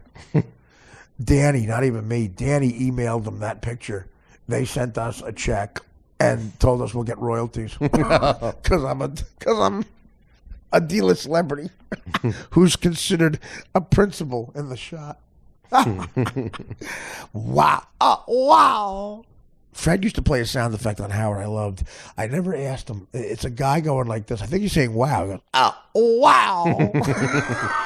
Like, every once in a while I would say, yeah, and I saw Carmen Electra's tits. Wow. Miss Freddie. Miss that show. I'll end with this. Here's why I fuck with my manager. Dan loves it. Sometimes I tell my manager, he's all afraid I'm going to do something offensive. By the way, the big deal I was going to have was Sirius. There was sort of an offer on the table to do a show at Sirius. It might be dead. I don't know. But what killed it was my lack of enthusiasm over the fact that they wanted to have a guy in the studio. Not Dan. Dan would be there producing. I insisted on that, and they agreed. They liked the chemistry we have, but not a dead deal. But I feel comfortable telling you the story. I love the guys here, but I love Scott Greenstein. Scott was always really fucking good to me, Scott, and I understand there's issues with me, buddy, and he was always good to me and was a fan. So I love Scott Greenstein, and I wish him nothing but the best. But word was, who knows what's true, because it was going back and forth. They wanted to have a guy in there. When I started to say something offensive, the guy would say something. Man, it's a different world. if I said, and by the way, Opie of Opie and Anthony has also been unbelievably great to me, and it might have been on his channel. Matter of fact, and again, I was told Jimmy Norton is fine with this, and Jimmy's, on that show, and I got a bunch of other shit going on, so I don't think he wanted this time slot at all, and he's part of that show. Because I have a lot of respect for Jimmy Norton, and he didn't care. And I'm pretty sure that's the case. So the great Jay Okerson, my friend, who I'm going to be on that show March 30th. And with another amazing young comic. Oh, God, I'm not going to fucking remember his name. Dan Soder. That's my bad. Dan is as funny as they come, and a great guy, and a big deal. A big deal he's younger. I don't know his name because I'm an old fucking has-been. But it's Dan and Jay hosting that show. He was always on the DirecTV show, Dan Soder. Could not be more funny, so I'm happy to do that March 30th. They're on that channel at night at 7, and every Wednesday, Race Wars with my buddy Sherrod Small and the great Kurt Metzger. I've been on there about 4 times. I've never had a better time on a radio show. So that's all Opie's show. And Opie I've met now. Opie is a good fucking guy, man. I like Opie. And he's a funny motherfucker. And sitting there with him and Jim, and after meeting Anthony, I'm not going to get in the middle of the war, but God damn it, is Anthony Cumia talented. God, the fun, I had fun with him too. You could tell why they were successful. I always knew Jimmy was great. And I never had a chance to listen to it. We were on at the same time. And they got to be a big deal when I lived in L.A., the 6 years I lived in L.A., but I got calls from buddies of mine whose opinion I really respected comedically. And they said there's a couple of guys that, they're on there might be in the league of Howard. That's what they said. And that was a big statement from them. And now, I always respected the success, and I loved Jimmy, but there was a crazy radio war going on, and I said stupid shit, too. We all did. But seeing Opie and Jim work together and meeting Anthony, holy shit. They're funny guys, so I see why. But Opie was very involved in this. I feel comfortable saying this. I guess a few people, this might be a big news because it looks like it's not happening. Because I come with baggage. What are you going to do? But it was a lot of money, and it was great people. And Tony Burton over at Buckwell was going to handle it. And Howard could not have been cooler about it. He's like, let him do what he's got to do. Which is nice of him. Because with one phone call, he puts the kibosh on it. They can't be ash at it. So everything was in line, but I get, Scott also, I'm sure, is a friend in this, but there's a lot of, pain-in-the-ass lawyers that they have to deal with. That's why you hire them, though. See, that's why I have this podcast, guys, for this. I'm not sure there's a definite reason, but Danny knows. We're saying whatever we want. Yeah. Literally. My bosses are the people we talk about. Steve Torelli, Monica, all these guys, Mixaplex. Rick from L.A., Chad from St. Louis, Jim Knox, all these great guys. Mike from Milwaukee, you're my bosses. Although I'm not going to listen to what you say, but you're my boss. For $7 a fucking month, a quarter a day. But it's serious. We could curse and everything, but it is still a corporation. They got to deal with shit. So Scott, even though he's a friend, they have to listen to lawyers. Because that's why they're there. And I am a loose cannon. I get it. I'm a loose cannon. I peed on the wall at premiere. Dan was not happy about it. And then I asked the twins to clean it up on their second day of work. But why? Mike, tell Bashir to give us a watch. So, I'm not mad at anything, but the lawyer, so it was up to me, and I wasn't enthusiastic about it. I'm not going to do a disservice to you if that was the case. I'm sure Opie doesn't want this. We never got a chance to talk about it, but some guy, if I start talking about, I don't know, tell some story about my buddies being offensive, and I go, I got hard, what about, let's talk about the other thing. Is the People's Choice Awards thing? What about the Grammys hard? Talk Grammys. The first day, I'd hit the guy with a fungo bat, so wouldn't have worked. But that was that might have been the deal. So it's mainstream shit going on, and they were afraid I'd get crazy. So my manager's really afraid I'm going to get nuts. So right now, my manager thinks I'm really going to pitch this. I told him I have a big meeting with all the bigwigs at Netflix tomorrow. He's been trying to get me into Netflix to maybe do a stand-up deal. And my really good friend Russ Maneve, this great comedian, was talking to Netflix. I texted my manager that I had an idea for a movie, a spinoff of the NWA movie, Straight Outta Compton. And I told him, I was going to pitch this tomorrow morning at 8 a.m. He thinks I might do this. Okay, the pitch is this. if you watch the movie, you found out, you know how Eazy-E died. Okay. I said, yeah, I had a great idea for a movie. I'm going to pitch it tomorrow. The first thing, we're going to all the bigwigs, the head of Netflix, everybody. And NBC might be there. Okay.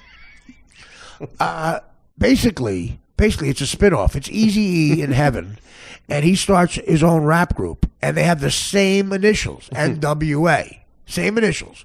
It's just a different name. It's almost the same, but it's a different name. Basically, the NW are the same.